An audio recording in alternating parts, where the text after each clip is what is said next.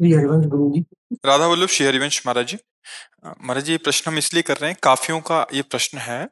आज के वैवाहिक जीवन में दो पहलुओं में से एक माता पिता, दूसरी धर्म पत्नी, दोनों को साथ साथ लेकर भजन करना सुसाध्य नहीं हो पा रहा महाराज जी। मन की स्थिरता बार बार टूट जाती हाँ है, है, दुख बड़ा उत्पन्न हो कठिन जाता है। कठिन विषय है बच्चा। बढ़िया बात है, क्योंकि आजकल के जो बच्चियां हैं और बच्चे हैं वो बॉयफ्रेंड और गर्लफ्रेंड की बीमारी से बीमार आए हैं। साफ बातें हैं। अब व्यभिचार प्रवृत्ति से युक्त होते हैं।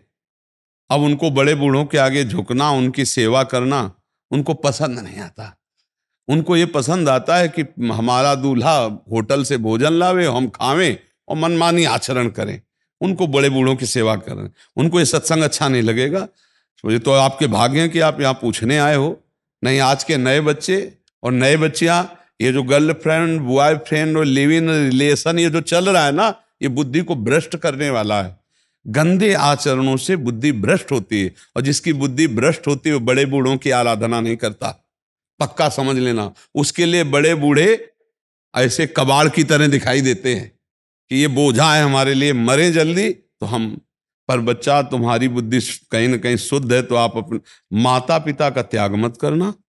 और पत्नी अर्धांगिनी होती, इसलिए उसको दुख देने की चेष्टा मत करना।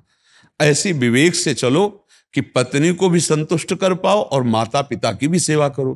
क्योंकि पत्नी अर्धांगिनी है, उसका त्याग आपकी तरफ से उचित नहीं, धर्म नहीं कहता।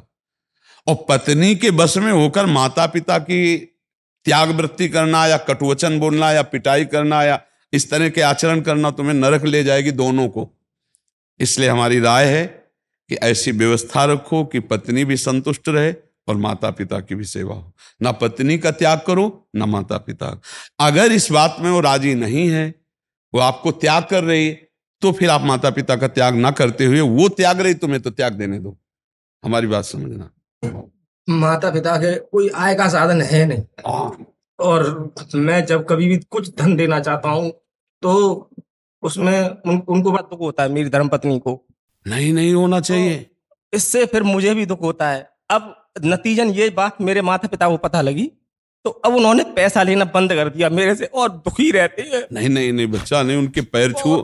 नहीं, उनको नहीं नहीं नहीं, आप उनको बहुत धन्यवाद। आप अपने माँ बाप के प्रति इतने दयालु हृदय हैं, उत्साह। आप देखो, उन्होंने मुझे इस काबिल बनाया। आज मैं भारतीय वायुसेना में सेवक हूँ। हाँ बिल्कुल बिल्कुल। लेकिन आपको पत्नी को थोड़ा विवेकवान होकर समझाना पड़ेगा। उससे नफरत मत करना। नहीं उसको, हाँ, उसको भी प्यार करो। अपने माता पिता के पास अर्थ पहुंचाओ और उनके पैर छू के कहो कि हमारा रोम रोम, एक एक बूंद खून आपकी सेवा के लिए।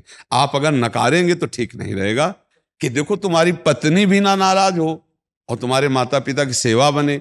इसके लिए थोड़ी बेईमानी करो अपनी पेमेंट से। यद्यपि वो ईमानदारी है कि जैसे पत्नी का अधिकार आपके धन पर है, ऐसे माता पिता का भी अधिकार है। क्योंकि माता पिता के संयोग से शरीर पुष्ट हुआ है और पत्नी उसी शरीर का भोग कर रही, तो माता पिता का अधिकार प्रथम है। तो हम बेईमानी इसलिए करें कि झगड़ा ना हो।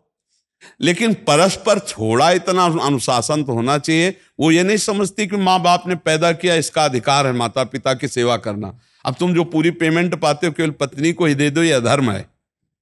तुम्हारे माता पिता यदि और भाई सब सुविधा सेवा कर रहे हो, तो भी कर्तव्य बनता है कि भाई 10-5 हजार जाके चरणों में रखे पैर। यही तो कर्तव्य कर्म। तो इसको संभालो आप भाई, इसको आप ही संभाल सकते हो। पत्नी को प्यार दुलार और ज्ञान के द्वारा संभालिए। उसको समझाइए कि अच्छा ठीक है, आज तुम कर लो हमारे माँ बाप के साथ, और हमारे तुम्हारे से जो संतान पैदा होगी वो हमारा तुम्हारा ऐसा ही स्वागत करेगी कि उसकी बहू आएगी और वो कहेगी चवन्नी नहीं देना। तब बोलो तुम्हारी दुर्दशा क्या होगी, जब उठने लायक नहीं रहोगे। पैसा सब कुछ थोड़ी होता है। माता पिता की एक अवस्था आती कि उठने लायक नहीं होते, वृद्ध शरीर, उस समय सेवा की आवश्यकता होती। पक्का एक गांव में अपनी माता को पुराने खप्पर में मिट्टी के भोजन ऐसे डाल देते थे। बूढ़ी थी, शकील के पाती थी। तो एक दिन उसकी माँ ने ऐसे रखा, तो बोले मम्मी, लड़के ने कहा जोर से मत रखो। बोले क्यों? बोले टूट जाएगा। अरे बोले टूट जाएगा तो क्या? बोले नहीं मम्मी, ये आपके लिए हमें रखना है। जो दादी को पवाती हो ना, इसी में आपको हम देंगे। समझ रहे हो ना? तुम्हारे आचरण, तुम्हारे बच्चों के संस्कार बनेंगे, तुम्हारे वैसे ही भोगने पड़ेंगे। तो अपनी पत्नी को प्यार में बहुत ताकत है, प्यार से सुधार लो। विवेक से सुधार लो, पर माता पिता की सेवा न छोड़ना, ठीक है। हाँ, इसका मतलब नहीं समझना, निगेटिव मत ले जाना। कल हमारे बच्चे होंगे, अगर हमारे साथ ऐसा व्यवहार करें तो क्या उचित रहेगा? तो हम भी तो किन्हीं के बच्चे, उनकी सेवा करनी चाहिए। ये आजकल सबसे बड़ी समस्या हो रही कि नवीन बच्चे माता पिता की सेवा नहीं करना चाहते, बहुएं सास ससुर की सेवा नहीं। बड़ी दुर्दशा है बूढ़ों की। ये आधुनिक पढ़ाई लिखाई बहुत है बुद्धि भ्रष्ट किए, नशा करने लगे नए नए बच्चे, बूढ़े बाड़ों को मारते हैं, उनकी सेवा नहीं करते।